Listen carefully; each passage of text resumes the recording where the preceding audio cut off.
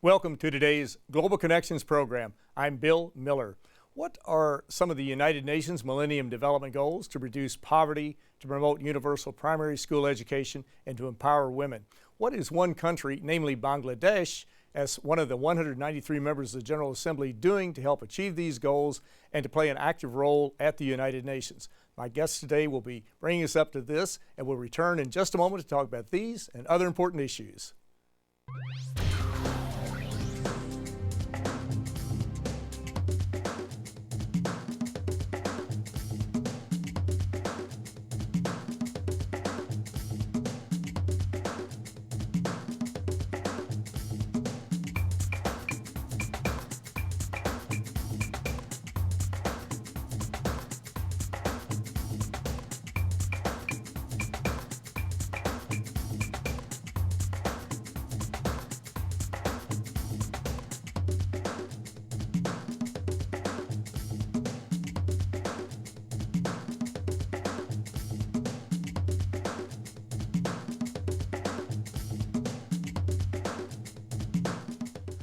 Welcome back to our program. The 193 member states of the United Nations General Assembly are working on the United Nations Millennium Development Goals to reduce poverty, to empower women, and to achieve many other laudable goals. One of the most active members is Bangladesh. My guest today is an expert on these issues and will bring us up to date on some very interesting programs. My guest today is His Excellency, Dr. Abdul Momen.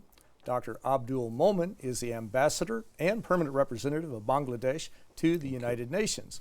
Prior to joining the United Nations, Dr. A.K. Abdul Momen was the chairman of the Business Administration and Economics Department at the Framingham State University in Massachusetts. Your Excellency, welcome to today's Global Connections program. Thank you for inviting me. I appreciate you being back with me. We did this, I think, about 4 years ago. That's right. You had very interesting comments to make then, and I'm sure today. Let's talk about the UN Millennium Development Goals. These were launched in 2000 over a 15-year continuum to, as I mentioned, to reduce abject poverty by 50%, to promote universal primary school education, to empower women, reduce maternal and infant mortality rates. How has Bangladesh focused on these? I know you're very interested in them. And what are some of the areas where you've been successful and some of the challenges? We did pretty well in achieving most of the Millennium Development Goals. In terms of Millennium Development Goal number 1, which is poverty eradication, we reduce it more than half. So this is a great achievement for a country where we have too many people, 156 plus million people. So we reduce there more than half, actually from 59% to around 24% now. And in terms of the infant death rate, we have reduced it over 72%, much more than the Millennium Development wanted to have. In the maternal, we also reduced it. The other good thing is gender parity.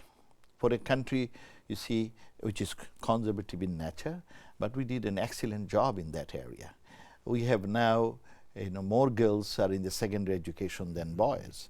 And these are not by accident. These are by targeted programs, dynamic leadership, and a unique cooperation between government and non-government organizations. So we did pretty well. We are pleased with it. Yet we have one challenge, and which you mentioned.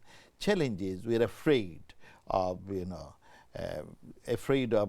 sustainability of those, because if there is a climate hazards, is a disaster, then we don't know where we go, because we are the most vulnerable country in terms of climate change. And we are always afraid that if there is a big cyclone or disaster, how we can cope up with. Exactly. And you mentioned that Bangladesh had 156 million people. And this is in an area the size of basically the state of Iowa, like 55,000 square miles. That's right. 147,000 square kilometers roughly. Yes. Iowa has 3 million people and you have 156 That's million right. people. That is a major challenge. Of course, it's a major challenge. The sheer enormity of number of people. But it has two things, If we can use those resources, the human resource, then we'll have the democratic dividend. So we have two challenges. We have two resources. One is too many people, and another is our water, lot of water resources. But both of them, if we can manage them right, they would give us dividend. And if we fail to manage them right, then they would be our disaster. Exactly. And of course, climate change is happening, as I read it, it's adversely affecting every country on planet Earth. There may be a few places that it's not affecting them, but it seems as though that this is our number one challenge. And of course, with the overpopulation that you have, and the predictions are that Bangladesh by 2050 will lose 20 to 25% of the current land mass. What can be done to forestall this? What can be done to work towards not eliminating climate change, but maybe to slow it down or hopefully to reverse it? We cannot eliminate climate change. No, you can't by yourself. We can't, the world. Right. You are right that we have a small land, a highly crowded land, the most densely populated country in the world. We have around 200 people lives per square mile. Now, as per varieties of estimates, around 20-25% of our land, particularly southern belt, will go underwater if there is 1 meter sea level rise, because it's a very low, country, deltaic region. So that means around 30 to 40 million people will be uprooted from their home, from their traditional jobs. So it's a big challenge how to do it. Government has, is not waiting for the global community. We have started many programs. We have started one adaptation program with our own resource also. We have started another is, the mitigation programs. So in the adaptation, what we did, we are adapting with the change of the climate change. We have developed embankment across entire southern belt. We have created many polders so that our land cannot be. Problem with saline water, problem with, water logging and all those. So we are working on it, but these needs enormous amount of money. We are dredging our rivers so that more water can be stayed. But these need enormous money.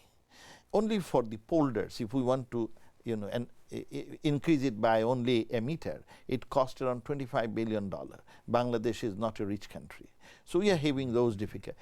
The most important, we don't contribute at all anything to the carbon emission, but we are facing this tragedy.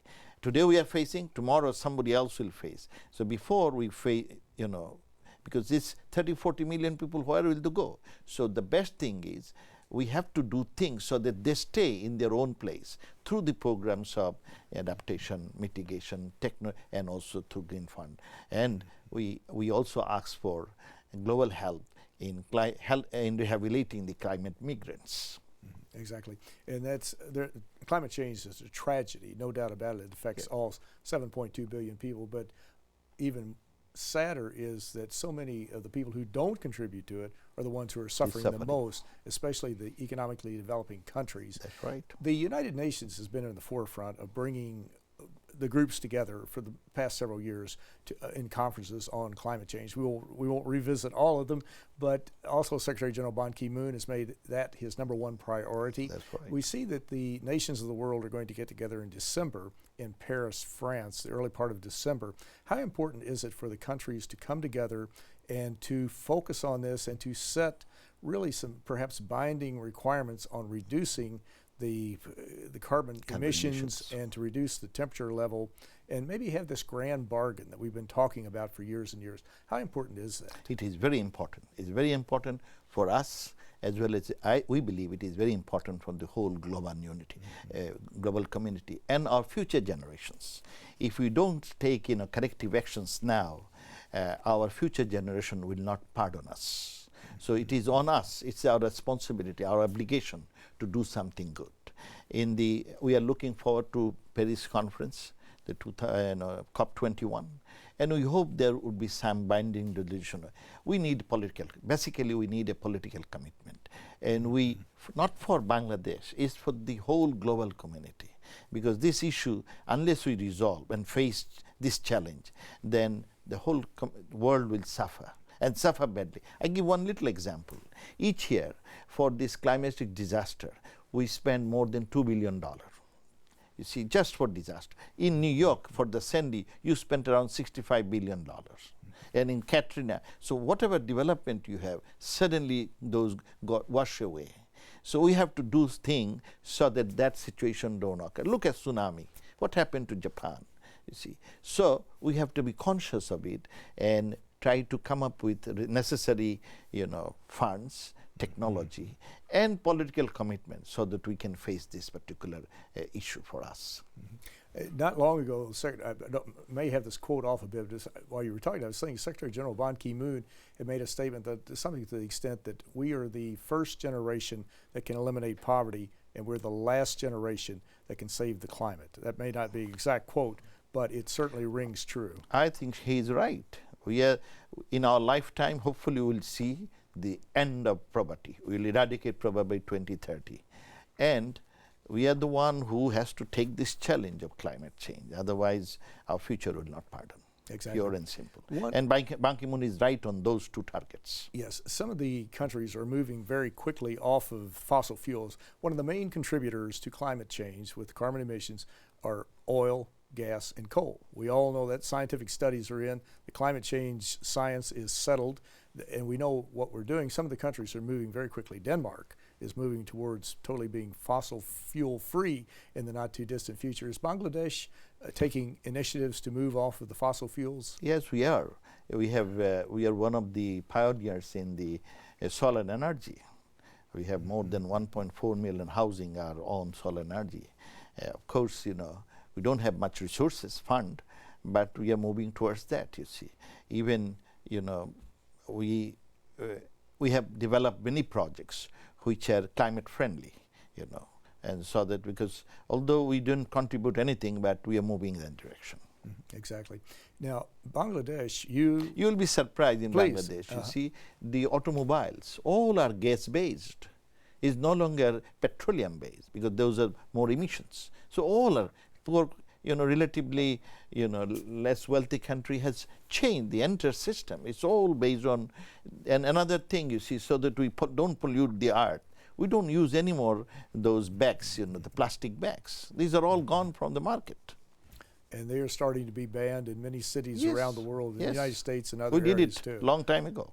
You were in the forefront on that. That's yes, right. Very good. As I mentioned earlier too, Bangladesh has been a very active player. You have been very active at the United Nations on a wide range of issues. Not long ago, you were involved in the South-South Triangular Conference in Bangladesh. What exactly was the South-South Triangular Conference, and what came out of it? Currently, Bangladesh is the president of UN General Assembly High-Level Committee on South-South Cooperation. So we had a high-level committee meeting on South-South and Triangular Cooperation in Dhaka, Bangladesh on May 17 and 18. The basic objective was, you see, this year is a very critical year. We had Sendai Conference on disaster preparedness.